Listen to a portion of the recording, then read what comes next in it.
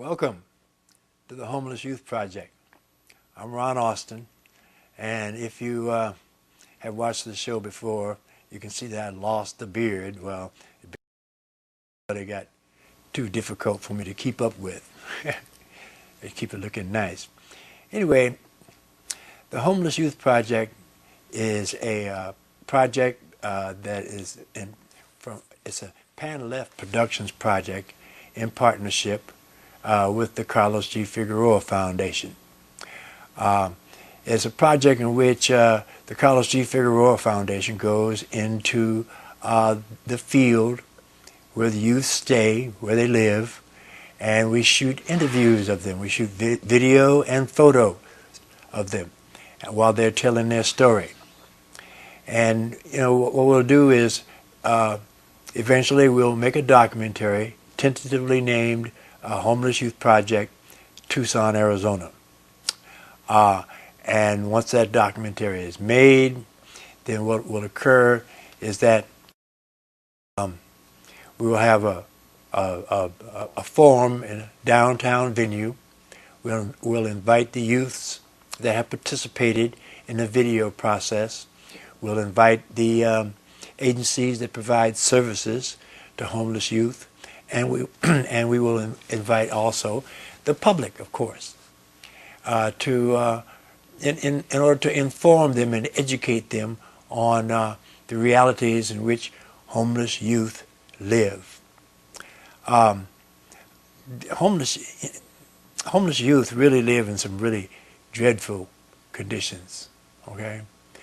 Fact is, you'll see one of those conditions here in a minute. Normally I'll have a guest, but I don't think my guest was able to make it, so I got a backup plan here where I'll be showing you one of my videos. Actually, it's a video slideshow.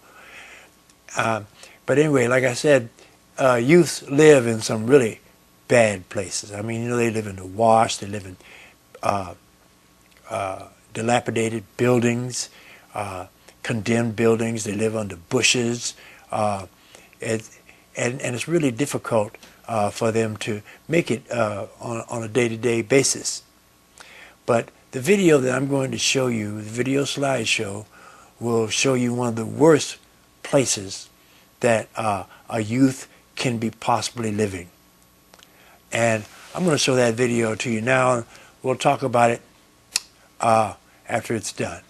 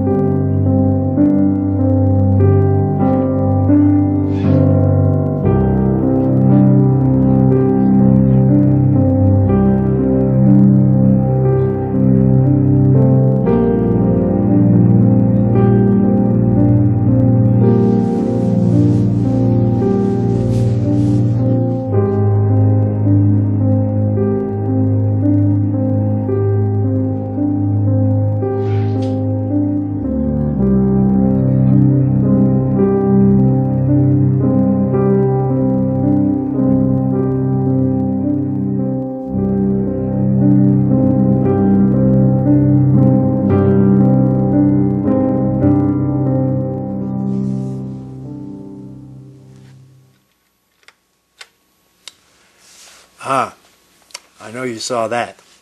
Well, as I said, this is one of the most dreadful places that homeless youth can be living in, and that is in the tunnels under the city, where all the detritus and the disease and the dirt and the muck and the yuck flows. And you can see in that video that that was the case, because they were living right in that stuff, and you can't even possibly imagine what sort of disease or things they could catch in that sort of mix. But at any rate, as I said earlier, I was expecting a guest who was not here at that time, but he is here now. Kevin Jackson. Hi, Kevin. Glad to be here, Ron. Yeah, right. Good Thank to you. see you. Thank you. Kevin works for Wingspan, and you know, I've told you many things about homeless youths, many things. I have hit on the LGBTQ youth homelessness also, but I thought I would bring in an expert here on this subject, okay, so he can really tell you the conditions under which LGBTQ homeless youth live. Fact is, some cases it is much harder than other homeless youth that are not LGBTQ. I think he might agree with me on that. So tell us, your title at Wingspan, what is that? I'm the coordinator of the Homeless Youth Project, which is a portion of the Youth and Families programming at Wingspan. Mm-hmm. Okay. And tell us about what LGBTQ homeless youth have to go through in order just to survive on a day-to-day basis, please. Okay. Well, as with all homeless youth, the highest kind of contributing factor to their homelessness is conflict within the home. So whether you be lesbian, gay, bisexual, transgender, two-spirit, queer, questioning, or straight, the conflict in the home is usually the root cause of youth leaving home, running away, and ending up homeless. And it goes in that cycle. It's a continuum. And so with the youth that we work with at EON, which is the LGBTQ Youth Center here in Tucson, and we serve the whole of southern Arizona, we see a lot of young people who have been turned out of their homes, rejected by family, at times abused in their homes, beaten, neglected, emotionally abused, belittled. A lot of families where they feel they're exercising tough love by telling their son or daughter, you can't be this way under my roof. And so a lot of these youth come to us horribly traumatized, having first been failed by their families and then finding themselves on the streets, couch hopping, sleeping in tunnels, sleeping in buildings, sleeping on rooftops, and the means in which they have to survive then, which is common to all homeless youth, become increasingly more and more dangerous. So we have youth that are exercising what are called survival sex strategies, which includes informal and formal prostitution, whether they're exchanging their bodies for money or just a place to stay and food to eat, or if they are being pimped out by somebody and abused and exploited in that regard. And then that, of course, exposes them to assault, further victimization, run-ins with law enforcement and the courts. It just kind of builds and builds and builds on top of their already really horrible experience of being rejected and unsupported.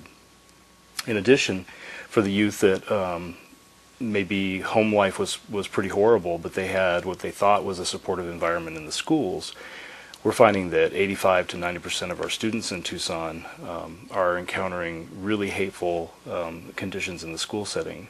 And it doesn't matter, what your sexual orientation is, if there's any kind of presumption around you being in any way other than the norm, right, which would be straight, masculine if you're a male, feminine if you're a female, then you're called out, you're bullied and picked upon day in and day out. Like the research that's been done through some of our friends at the University of Arizona and also nationwide research that's been done has shown that the school environment is incredibly toxic to a lot of our young people. And so the sort of secondary support that you would hope to find in the school setting just isn't there. So when the home life is bad and the school life is bad, then you get young people who also then begin to experience intense depression, feelings of being marginalized. They have, a much higher rate of suicidal ideation and attempts than their straight peers. And so when you combine a really awful set of living circumstances with social pressures and bias and discrimination, then it just mounts and mounts and mounts. And that's why the work that we do is so important. Right.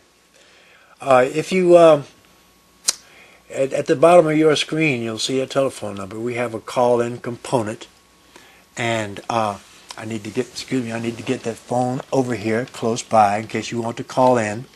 We have a call-in component. You just call that number if you want to ask me or Kevin any questions, and you're more than welcome to do so.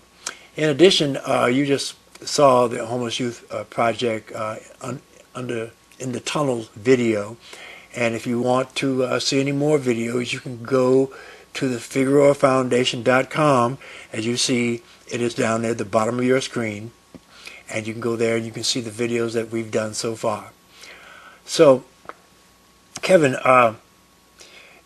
you've talked about how the youths are treated in the school, how they're treated in the home. Oh, we've got a caller. Hello, welcome to the Homeless Youth Project. Hi, is this Ron? Yes, this is Ron. Hi, Ron. This is Dennis. Yes, Dennis. Ron, I just wanted to tell you a little story of something that happened to me, and I'm sure you'll find this very typical. A gentleman came to my door one day, and last week, and he was asking me if there was any yard work or anything that I had, that he could do. Mm-hmm. And I told him, no, I really didn't. And he asked me, he says, do you have any, extra food that I could have? And I says, well, yeah, I have some, so I gave him a box of Ritz crackers and a can of chili with a plastic spoon and a bottle of water. And he asked me, he goes, do you mind if I sit under your front tree and eat it and drink my water? And I said, no. And maybe 3 or 4 hours later, I was in the backyard, and my neighbor came up to me, and he said, did you give that guy food that came to your door? And I said, yeah. He goes, why? He goes, now he's going to keep always coming around here and be in the neighborhood and,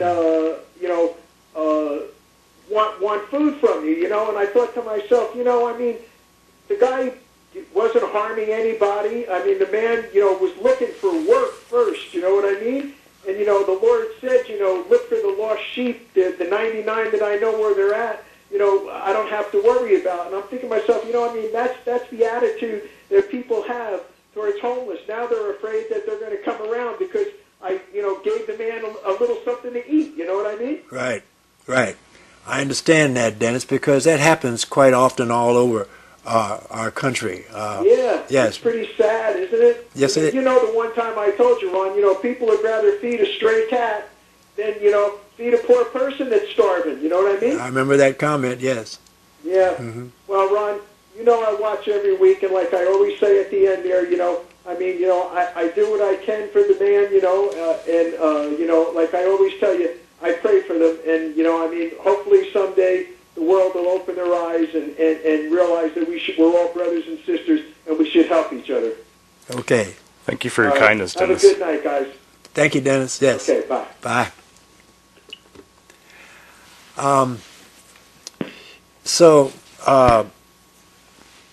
you spoke about the difficulties that youth have in the home and in the school, but how about in public? Well, unfortunately, our society has I would say a natural fear that's been promulgated through media and through sensationalism about adolescence. And this goes back 40, 50 years, mm-hmm. That young people are dangerous, that young people can't be trusted, that young people are all wrapped up in drugs, and that's where the myth around runaway and homeless youth being thrill seekers, and right. That they're out there voluntarily, that they are that they have no intent but other than to just or be defiant to their families and so forth. But in the 18 years that I've worked with this population, I've seen quite literally only a handful of, out of the thousands of youth that I've helped serve, maybe only 3 to 5 young people where I couldn't point at a situation and say, I know why they're homeless. And they appeared to be just on the surface level defiant. But I'll tell you, every time I've run into a young person that I thought was in that situation, as you got to get to know them and they began to trust you and you developed and gained and earned their rapport, you begin to find out that they have almost universally horrible trauma in their background.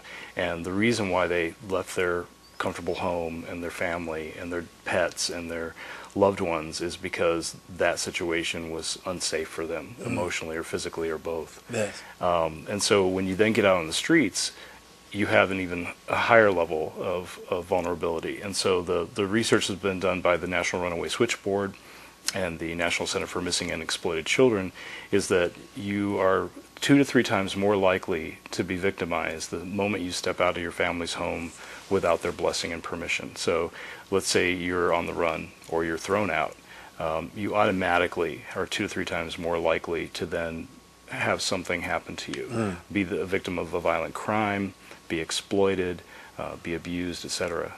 A lot of the youth that are walking around in the streets here that are just everyday kids, you know, that have homes, get rolled by other kids and their belongings taken and roughed up and so forth. If you're a street kid, or somebody who looks like you're in transit between places to stay, and you're carrying around a bag that looks like it has all your belongings in it in the world, then you're a target. You know, I mean, you might as well put a bullseye on your forehead because automatically there's an assumption by the criminal elements out there that you might have something, that you have something valuable that they could try and get. Right.